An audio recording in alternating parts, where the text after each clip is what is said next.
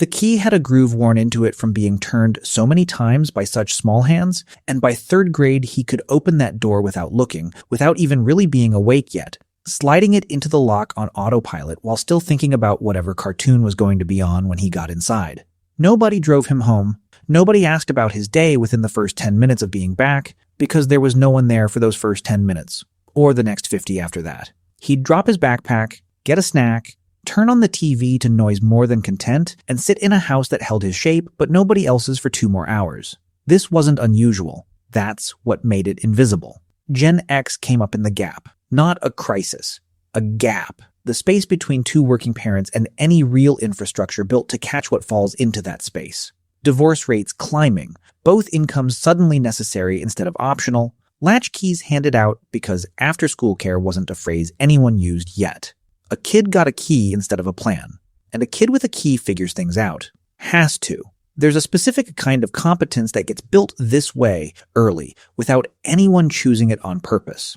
Not confidence exactly, more like a callus that forms wherever the friction keeps happening. You bike home with a busted chain, you fix it or you walk. Either way, nobody's coming to get you.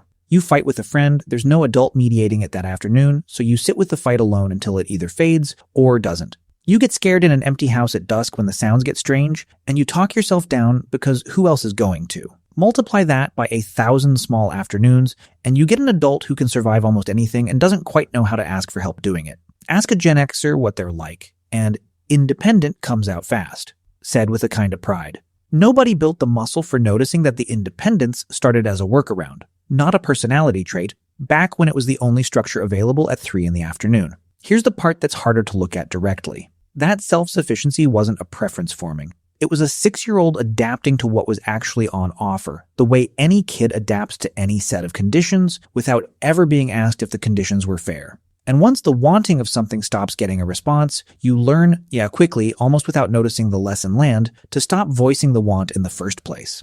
This is where it gets uncomfortable, and I'm not going to pretend it resolves neatly, because it doesn't. An entire generation grew up mistaking the absence of anyone checking on them for evidence that they were fine. Those aren't the same thing. Nobody was around often enough to point out the difference, so the difference just quietly disappeared. Watch a Gen Xer get hard news sometime, a layoff, a diagnosis, a call that comes in after midnight.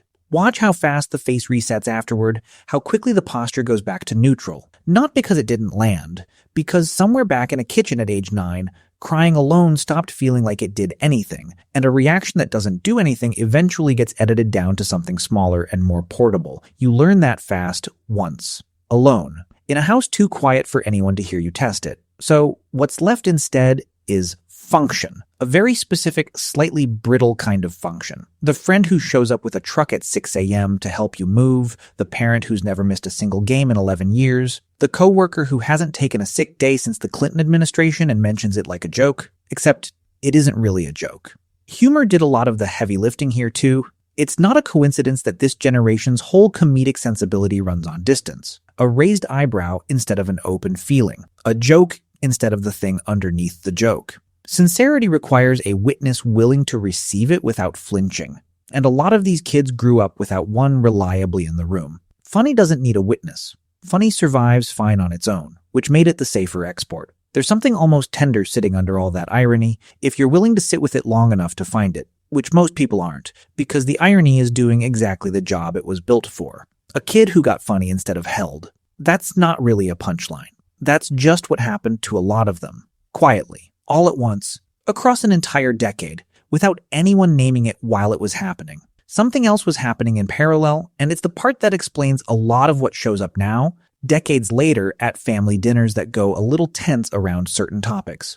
The same generation that raised itself through empty afternoons turned around once they had kids of their own and became the most scheduled, most supervised, most check-in texting parents in memory. A tracked phone by age 9, a calendar with practice, tutoring, therapy, 3 different sports, none of it optional, none of it left to chance the way their own afternoons were left to chance. People call this helicoptering, mostly as a criticism. Maybe it's something else too. Maybe it's a correction running in the opposite direction. An unspoken refusal to let their own kids ever learn independence the exact way they had to learn it, alone, at an age too young to have asked for the lesson. Two generations solving for the same wound from opposite ends of it. Nobody sat down and mapped that connection out loud. Inherited patterns rarely announce themselves on the way through. They just move sideways. One generation absorbing what the last one couldn't hold without either one fully clocking what's being passed hand to hand. I don't know if that makes it better. I don't know if it makes it worse. Probably it's just what happened and what happens next. There's a particular shape of loneliness that doesn't look like loneliness from the outside, and Gen X may have perfected it without ever meaning to. It looks like a packed calendar. It looks like being the reliable one, the fixer, the person everyone calls when the car won't start, or the marriage is cracking, or the water heater floods the basement at 2 a.m. and never quite being the one who calls first when something in them is the thing that's breaking. Because who would they call? That muscle never got built in the first place, and you can't build it retroactively just by wanting to.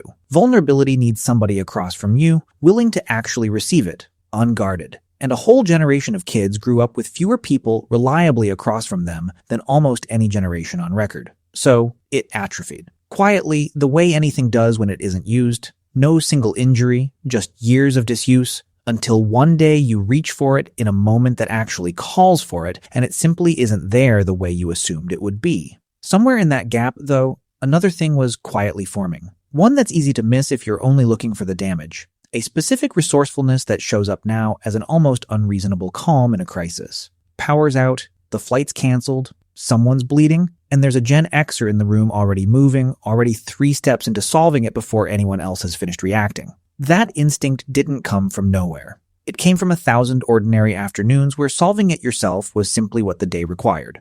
It's strange to hold both of those at once. The capability and the cost sitting right next to each other, neither one canceling the other out. What's true, underneath the generational shorthand, is something smaller and harder to summarize cleanly. A lot of people learned, very young, that needing nothing was the safest possible way to be a kid in a house that was frequently empty. And they carried that lesson forward into rooms that were no longer empty, into marriages and friendships and jobs where somebody actually was available to be asked. Except by then the asking itself had started to feel foreign, like a language they used to half understand and never got the chance to actually speak. Maybe the corrective isn't complicated, even if it's uncomfortable. Maybe it looks exactly like this. A 50-year-old sitting in a room that isn't empty this time, being asked a real question by somebody who actually intends to wait for the answer. And instead of the automatic flatness, the reflexive, I'm fine, something slower and less rehearsed gets to come out instead. I don't know if that undoes 30 years of letting yourself into an empty house. Honestly, I doubt it fully does. I just think it's worth doing anyway, even badly, even late. If you grew up with a key around your neck too, I'd actually like to know, what did that silence end up teaching you? Tell me in the comments.